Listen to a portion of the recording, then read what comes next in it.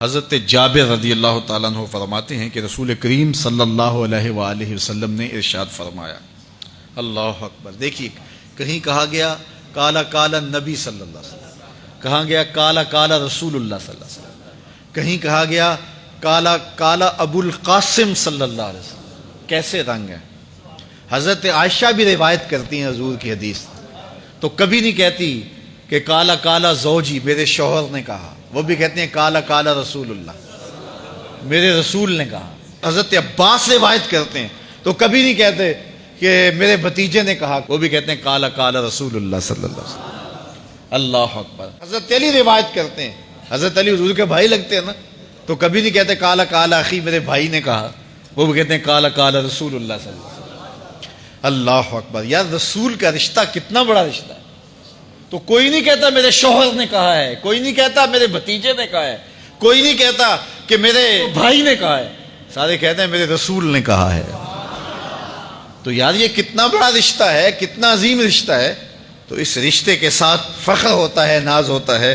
اللہ اکبر۔ تو یہ کیا کہتے ہیں؟ کالا ابو القاسم، اب یہ کہتے ہیں کالا کالا رسول اللہ صلی اللہ علیہ وسلم۔ رسول کریم صلی اللہ علیہ وسلم نے ارشاد فرمایا، اُرِدَتْ عَلَيَّ النَّارُ، میرے اوپر جہنم کو پیش کیا گیا، میں نے جہنم کا ملاحظہ کیا، تو میں نے وہاں ایک عورت کو دیکھا، اس کی ایک بلی تھی، اس بلی کی وجہ سے اس کو میں نے عذاب میں مبتلا دیکھا۔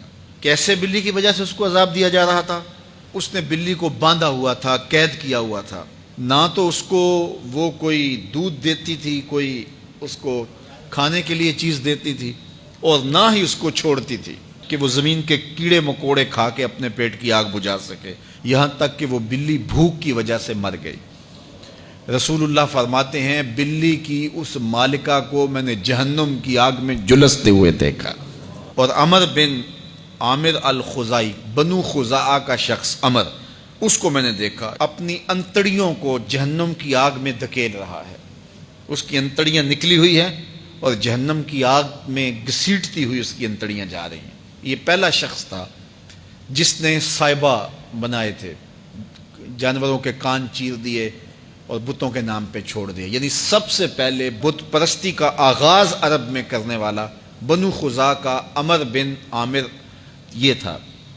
تو اس کو میں نے حضور نے فرمایا دیکھا کہ یہ جہنم کی آگ میں جلس رہا ہے، چونکہ اب جتنے بھی لوگ بت پرستی کریں گے ان سب کا گناہ عمر بن عامر کے نامہ اعمال میں درج ہوگا، ان کو بھی گناہ ملے گا جو بت پرستی کرتے ہیں۔ اور چونکہ ایجاد اس نے کیے تھے، بت اس نے بنائے تھے، تراشے اس نے تھے، پھر اس کے بعد اس نے جانور بتوں کے نام پہ چھوڑے تھے، چڑھاوے چڑھانے کا انداز اختیار کیا تھا، لہٰذا اس کو جو ہے وہ گناہ پہنچتا رہے گا۔ تو کہا میں نے اس کو عذاب میں مبتلا دیکھا۔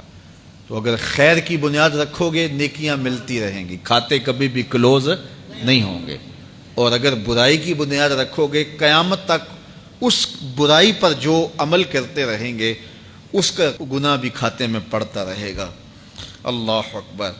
تو ہمیں اچھائی کی طرح ڈالنی چاہیے، نیکی کی طرح ڈالنی چاہیے۔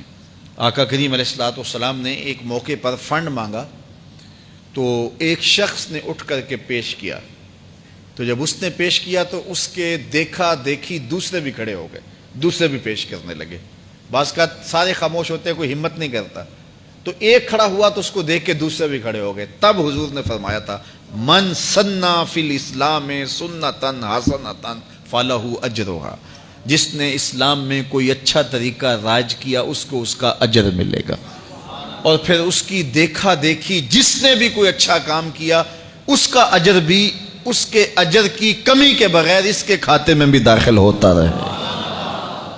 اس لیے نیک، اور میں کئی لوگوں کو جانتا ہوں کہ جو جمعۃ المبارک کے اجتماع میں، پیر کے اجتماع میں لوگوں کو لے کے آتے رہے، کسی وجہ سے وہ خود نہیں آتے لیکن جن کو لے کے آتے رہے وہ اب بھی آ رہے ہیں، تو وہ اگرچہ نہیں آ رہے اور کچھ فوت بھی ہو گئے ہیں، تو جو جن کو لے کر آئے ان کے کھاتے کا ثواب ان کے نامہ اعمال کے کھاتے میں بھی درج ہوتا رہے گا۔ تو اس لیے اچھائی کی طرح ڈالو، نیکی کی طرح ڈالو، اچھائی کی طرف جاؤ۔